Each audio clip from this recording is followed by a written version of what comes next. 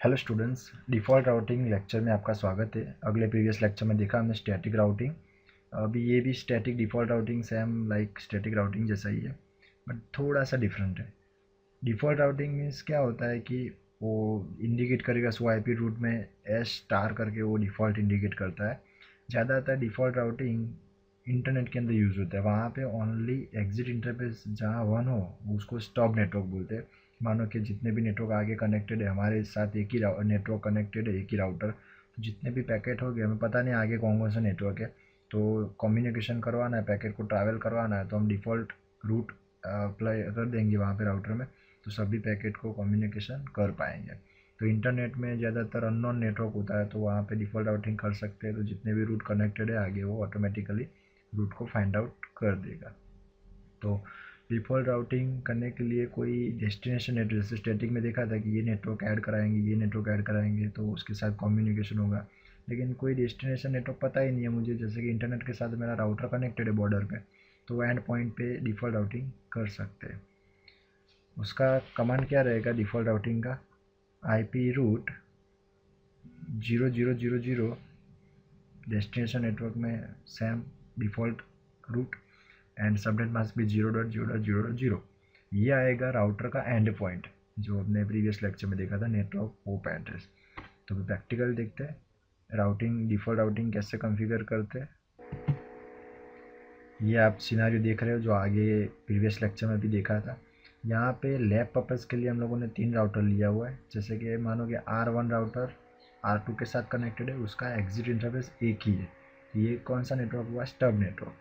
R3 router R2 के साथ connected है, उसका भी एग्जिट इंटरफेस एक ही है। जितने भी नेटवर्क में जाना है, जैसे कि 1.0 2.0 है, तो हम लोगों ने स्टैटिक में दोनों एंट्री किया था।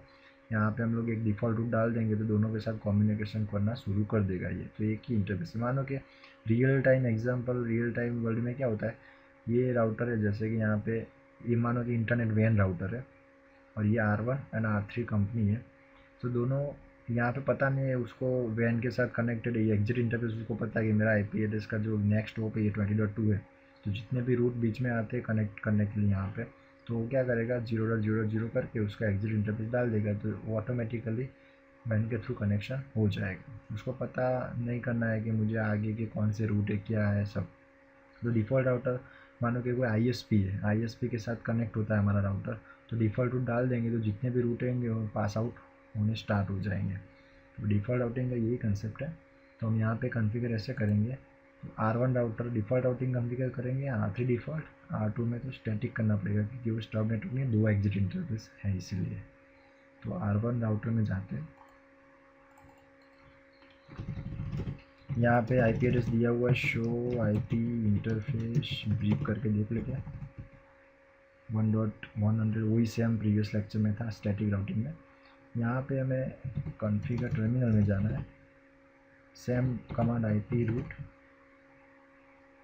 यहाँ पे पता नहीं है डेस्टिनेशन क्या है तो डाल देते हैं 2। वैसे तो हम लोगों को 2 नेटवर्क ऐड कराए थे लास्ट लेक्चर में, 2.0 3.0। यहाँ पे कुछ करना नहीं है, अननोन जैसे कि 0.0.0 एडवर्टाइज कर लेते हैं।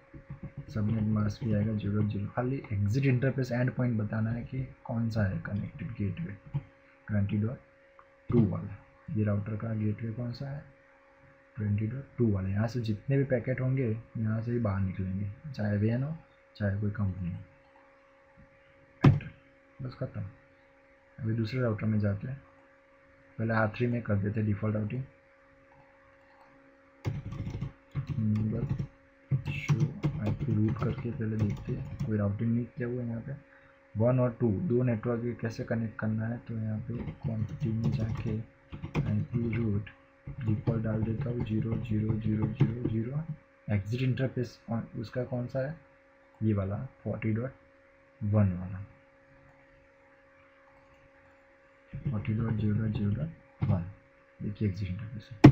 ओके, बीच वाले राउटर में 2 एग्जिट इंटरफेस है तो इसको सब नेटवर्क नहीं बोला जाता है। यहाँ पे हम स्टैटिक राउटिंग कॉन्फ़िगर करते हैं मैन्युअली। नंबर क्वांटिटी मानो कि IP रूट R3 को कनेक्ट करते हैं, पहले R1 को कनेक्ट करते हैं 0.255.255.255। एग्जिट इंटरफेस आएगा 20.0.0.1 लेफ्ट साइड वाला लास्ट टाइम देखा था। कहाँ पे मिस्टेक हुआ है कि रूट ओके सबनेट मास्क को 0 ओके। उसके बाद दूसरा कमांड रन करते हैं 192.168.3.0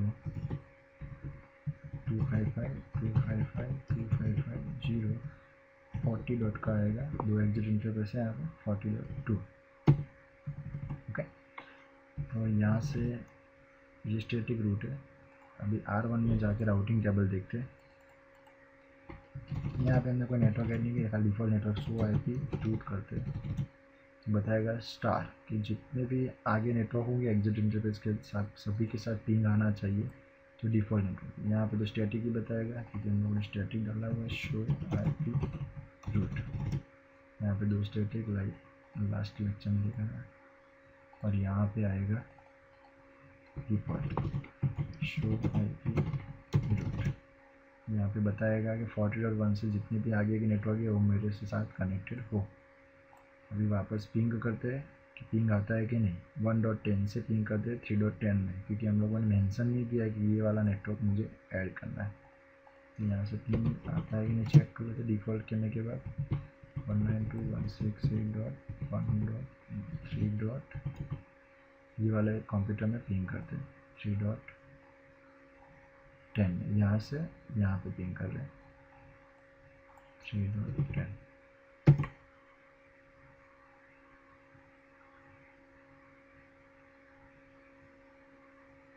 ओके। पिंग आ रहा है, मैं successfully default routing configure complete की।